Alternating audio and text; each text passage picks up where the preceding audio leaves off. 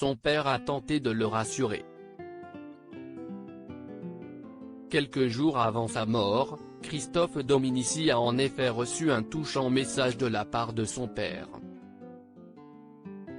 Lui qui était au plus mal après avoir été blessé par des remarques et commentaires du monde du rugby suite à son échec ne voyait plus que le mal partout.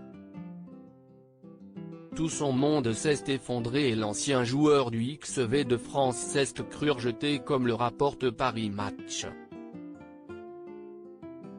Si est donc avec tout son amour que son papa lui a envoyé un touchant SMS, le père de Joe Biden lui a toujours dit, car tu sais qu'il a eu beaucoup de malheur dans sa vie, champion. La mesure d'un homme n'est pas la fréquence à laquelle il tombe mais la vitesse à laquelle il se relève. Et moi je te dis pareil mon chéri. Je t'aime. Un message auquel le défunt a répondu, je t'aime, papa.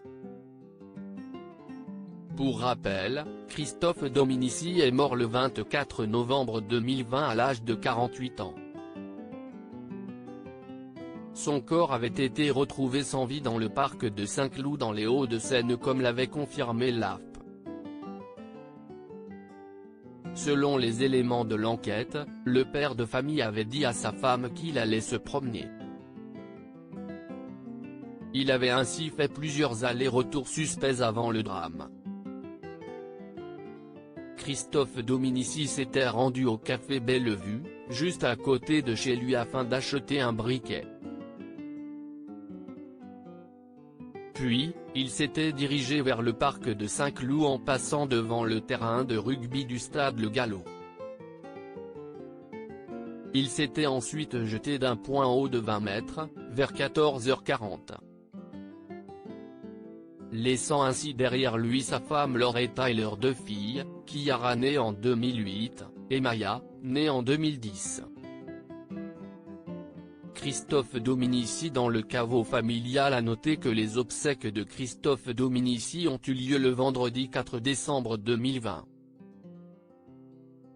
Il a été inhumé ailleurs dans le Var. Plus exactement, une messe a eu lieu en son honneur à 14h30 en l'église Saint-Louis, puis le corps de Christophe Dominici a été emmené au cimetière de la Ritorte où il a rejoint le caveau familial. Sa sœur Pascale y était déjà enterrée.